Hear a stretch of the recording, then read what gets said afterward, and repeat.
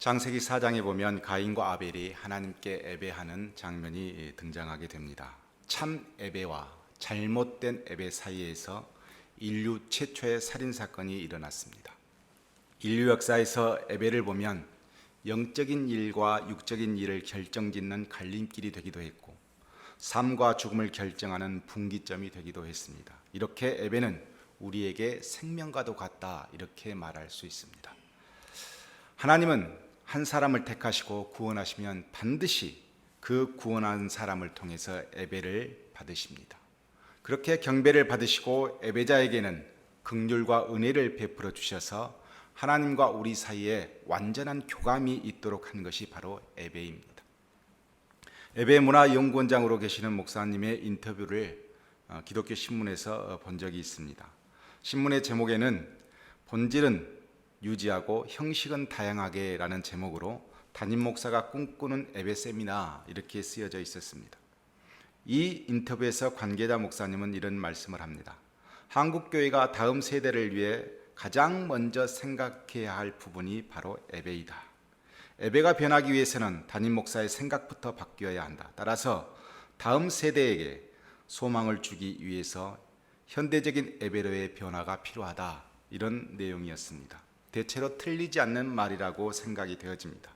그래서 예배문화연구원에서 어떤 예배 세미나를 개최할 것인가, 이런 질문에 대해서 이렇게 설명합니다. 믿는 사람들만의 예배에서 벗어나 믿지 않는 세상 사람들까지도 품을 수 있는 예배가 되도록 문을 열어야 한다, 이렇게 강조하고 있습니다. 믿는 사람들의 예배가 아닌 불신자들에게 맞춘 예배가 필요하다, 이런 어떤 취지의 세미나였습니다. 예배란 무엇인가에 대해서 우리나라 최고의 권위자라고 자평하고 있는 전 장로신학대학교 예배학 정장복 교수는 예배란 구원을 받는 자들이 하나님께 감사하는 마음으로 응답하는 것이라고 정의하고 있습니다. 그러면서 한국 토종 종교들의 특성을 보면 소원성취, 무병장수, 부귀영화가 주된 관심이었는데 한국 기독교인들이 토종 종교들의 특성을 답습하는 부작용이 예배 가운데 있는 것이 상당히 우려가 된다, 이런 지적을 합니다. 그리고 이어서 이 정장복 교수는 예배는 받기 위해서 드리는 것이 아니며 하나님이 내게 주신 은혜가 너무 커서 그 은혜를 보답하는 행위다, 이렇게 우리를 설득하고 있습니다. 예배를 드릴 때에 감사하는 마음을 가지는 것이 중요하다는 취지입니다. 그러면서 아주 중요한 말을 한마디를 합니다. 예배는 하나님을 중심에 두고 드리는 것이고 집회는 사람에게 중심을 두고 드리는 것이기에 교회에서는 이것을 구분해서 드리는 것이 좋다, 이렇게 의견을 피력했습니다. 목회를 고민하는 예배문화연구원 관계자는 믿지 않는 자들을 위한 예배를 준비해야 한다고 하지만 예배학 교수는 예배와 집회는 차이가 있으므로 예배는 세상 사람들을 위한 배려가 아니라는 것을 분명히 전달하고 있는 모습을 볼 수가 있습니다. 오늘 예수님과 사마리아 여인과의 대화에서 이스라엘 예배 역사에 대해서 서로 의견을 나누고 있고 그 예배 역사를 바탕으로 어떤 본질을 알아가는 그런 과정을 기록해 놓았습니다.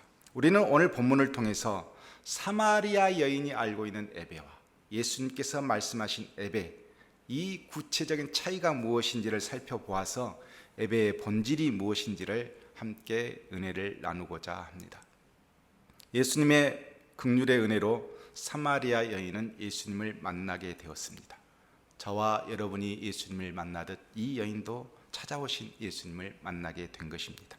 사마리아 여인은 예수님과의 일상적인 대화를 통해 점차적으로 변두리 안에서 이제 한 중심부로 그 모든 것들을 이동하면서 신앙의 본질에 대한 강한 열망을 보이게 되어집니다.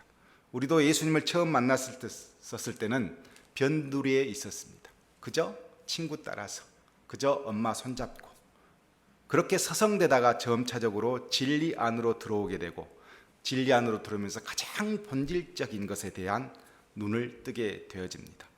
예수님은 이 여인이 가장 본질적인 영생하도록 솟아나는 샘물을 주기 위해 남편이 5이 있었고 지금 함께 살고 있는 남편도 정상적인 남편이 아닌 상태를 말씀하십니다. 여인이 이 남편의 문제로 사회에서 너무도 많은 고통을 당하여 죄인이 된 인생을 살고 있었기에 이 여인의 그 마음을 자극하셔서 영적인 갈망을 끄집어내고 계시는 것입니다. 이때 여인은 자신의 비밀을 알고 있는 예수님이 선지자라고 생각했습니다. 그리고 자신이 지금까지 품고 있던 신앙생활의 의문들을 다 담아 선지자라고 보인 예수님께 20절에 아주 많은 감정을 담아서 질문을 합니다. 우리 조상들은 이 산에서 예배하는데 당신들의 말은 예배할 곳이 예루살렘에 있다 하더이다, 이렇게 질문을 했습니다. 지난주에 말씀드렸던 것처럼 유대인과 사마리아 사람들에게서는 민족적인 적대감이 있었습니다. 그래서 서로 상종하지 않았습니다. 그래서 사마리아 사람들은 그리심산에 성전을 짓고 거기서 예배를 드리고, 유대인들은 예루살렘에 성전을 짓고 거기서 예배를 드렸습니다. 그러나 유대인들은 하나님의 성전은 오직 하나라는 유일성소 개념이 있었기 때문에 군대를 일으켜서 이 사마리아 사람들의 예배를 드리고 있는 그리심산 성전을 완전히 파괴해 버립니다. 그렇다면 유대인으로부터 이렇게 버림받은 사마리아 사람들은 예배를 드려야 합니까? 드리지 말아야 합니까? 드려야 한다면 도대체 어디서 드려야 하는 것입니까? 너무도 절망적인 예배의 현실을 예수님께 묻고 있는 것입니다. 지금으로 따지면 이 교회도 교회 같지 않고 저 교회도 교회 같지 않은데 그럼 나는 어디서 예배를 드려야 합니까? 이렇게 묻는 것과 똑같은 질문이라고 할 수 있습니다. 예수님이 21절과 22절에 이렇게 말씀하십니다. 여자여, 내 말을 믿으라. 이 산에서도 말고 예루살렘에서도 말고 너희가 아버지께 예배할 때가 이르리라, 이렇게 말씀하셨습니다. 예수님의 대답은 먼저 장소를 선택해 주지 않으시고 너희가 아버지께 예배할 때가 온다, 이렇게 말씀하십니다. 즉 너희들이 스스로 예배할 때가 이르게 될 것이다. 이 말씀은, 예수님께서 하신 이 말씀은 사실 선지자들의 선포와 동일시되어지는 말씀이라고 할 수 있습니다. 즉 성경적인 답변입니다. 스바냐 2장 11절에 스바냐가 이렇게 선포했습니다. 여호와가 그들에게 두렵게 되어서 세상의 모든 신을 쇠약하게 하리니 이방의 모든 해변 사람들이 각각 자기 처소에서 여호와께 경배하리라, 이렇게 예언을 했고, 말라기 1장 11절에서도 해 뜨는 곳에서부터 해 지는 곳까지의 이방 민족 중에서 내 이름이 크게 될 것이라, 각처에서 내 이름을 위하여 분향하며 깨끗한 제물을 드리리니 이는 내 이름이 이방 민족 중에서 크게 될 것임이라, 이렇게 예언이 되어 있습니다.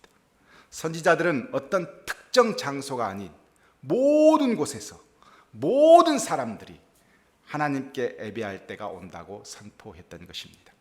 초기 한국교회는 제일 처음에 가정에서 예배를 드렸습니다. 그런 다음 한 사람, 두 사람이 모이면 그 다음 동네에서 가장 잘 보이는 산 위에 교회를 짓고 거기에 모였습니다. 그러다가 일제시대 때 핍박을 받게 되어지고 너무 잘 보인 곳이었기 때문에 6.25 때 제일 먼저 파괴된 곳이 바로 교회였습니다. 북한에는 교회는 없지만 지금도 그 믿음의 유산이 남아 있습니다. 그래서 그들은 지하에서 찢어진 성경책들을 모아서 읽고 찬송하면서 아직도 예배를 드리고 있습니다.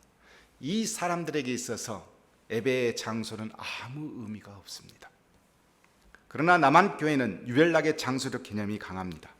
화려한 교회, 옆에 교회보다 종탑이 더 높은 종탑을 세워야 하는 그런 교회, 사회적 영향력은 바닥난 상태에서 교회의 모습들은 자꾸 화려하게 만들어지고 있습니다. 왜 이런 현상이 극과 극으로 생길 것일까? 그것은 예배의 대상에 대해 바르게 이해하지 못하고 있기 때문에 생긴 현상들이라고 할 수 있습니다. 예배의 장소보다 더 중요한 것은 예배하고 있는 대상에 대한 이해가 더 중요합니다. 예수님께서 사마리아 여인에게 이렇게 말씀하십니다. 너희는 알지 못하는 것을 예배하고 우리는 아는 것을 예배하노니 이는 구원이 유대인에게서 남이라 이렇게 말씀하시 주셨습니다. 사마리아인들은 예배할 대상에 대해서 알고 있지만 그 대상이 누구인지에 대해서는 자세히 알지 못했습니다. 왜 그러냐 하면 그들은 성경을 잘 이해하지 못하고 있었기 때문에 그렇습니다. 유대인들은 모세가 기록한 모세오경, 창세기, 출애굽기, 레위기, 민수기, 신명기, 모세가 기록한 이 성경 위에 예언자들이 선포했던 말씀, 예언서, 그리고 시가서까지 모두 다 성경으로 인정하고 그것을 연구하고 그리고 자녀들에게 가르쳤습니다. 그런데 사마리아 사람들은 오직 모세오경, 창세기, 출애굽기, 레위기, 민수기, 신명기만 성경으로 인정하고 나머지 것들은 성경이 아니라고 해서 가르치지 않았습니다. 그러다 보니 무슨 문제가 생겼느냐? 예언서에 선포된 메시아에 대한 개념이 이들에게는 없습니다. 하나님의 구원의 역사에 대한 인식도 바르게 세워져 있지 않습니다.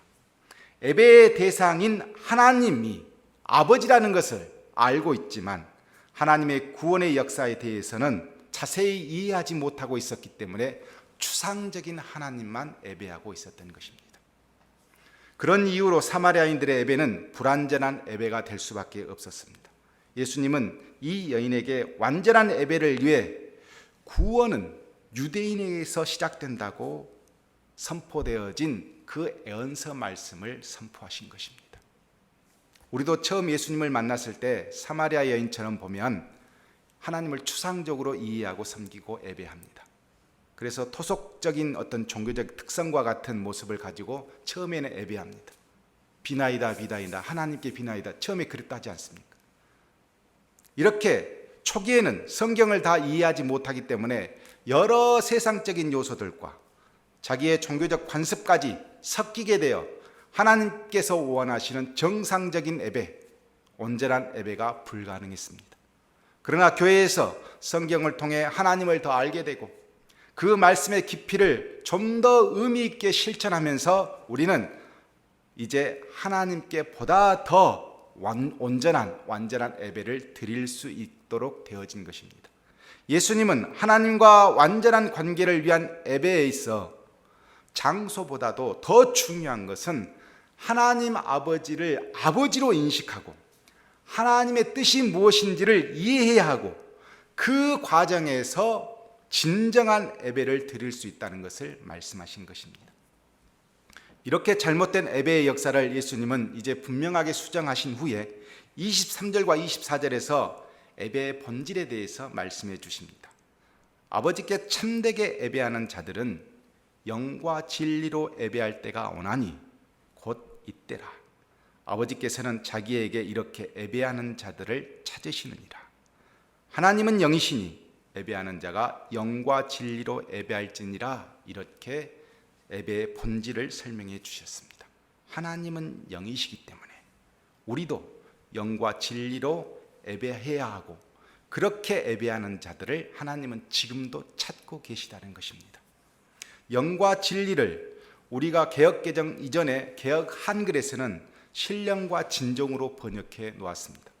그래서 신령과 진정이라고 하니까 예배를 드리는 태도로 이것을 해석해 놓았고, 그래서 예배를 시작하기 이전에 신령과 진정으로 예배할지니라 이 성경 구절을 읽으면서 예배를 하기도 했습니다.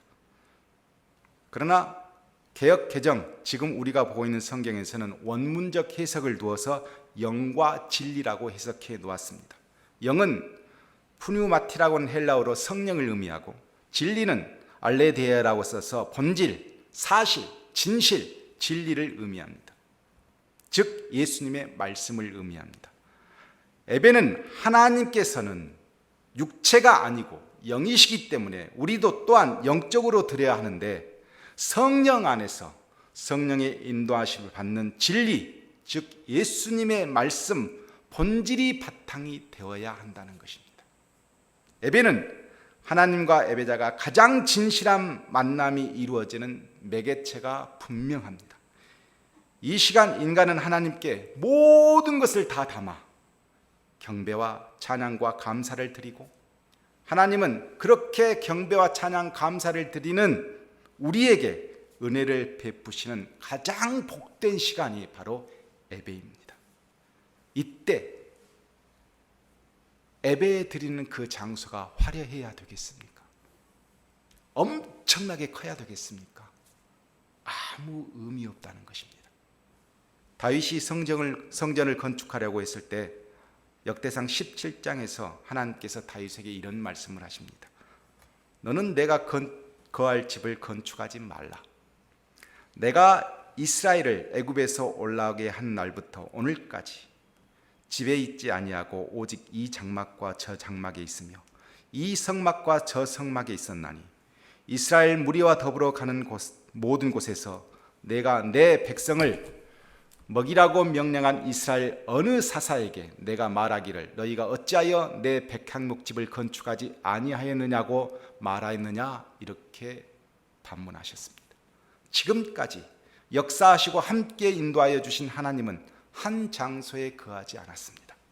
화려한 백향목집에 거하지 않았습니다.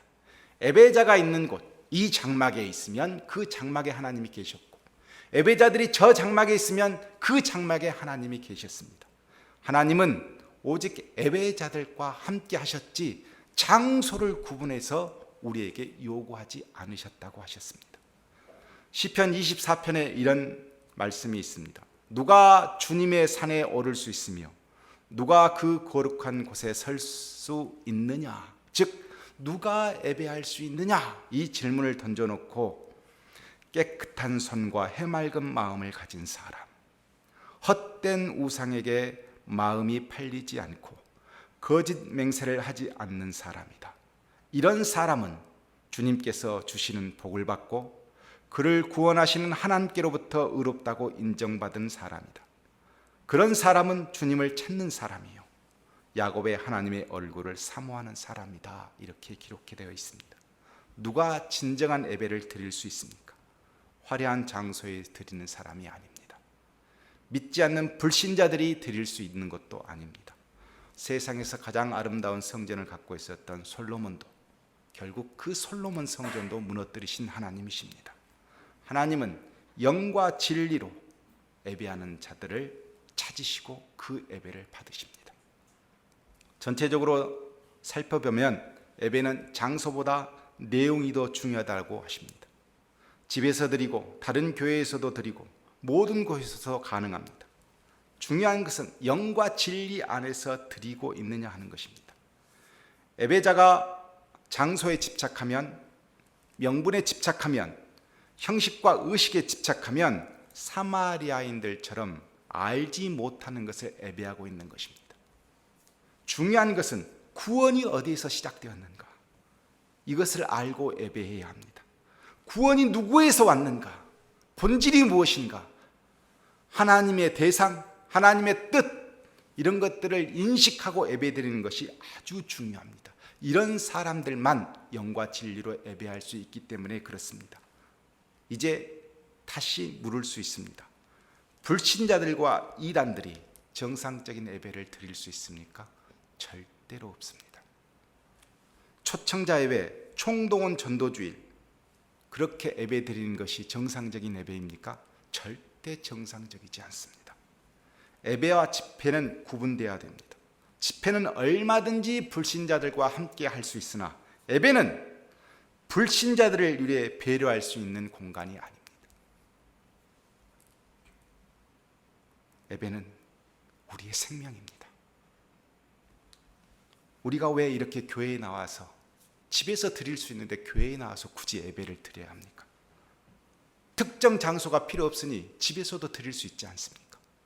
그러나 이렇게 교회에 와서 드리는 것은 성령 충만한 마음으로, 성령 충만한 하나님의 은혜 안에서 진리가 선포되어지는 곳은 교회밖에 없기 때문에 그렇습니다.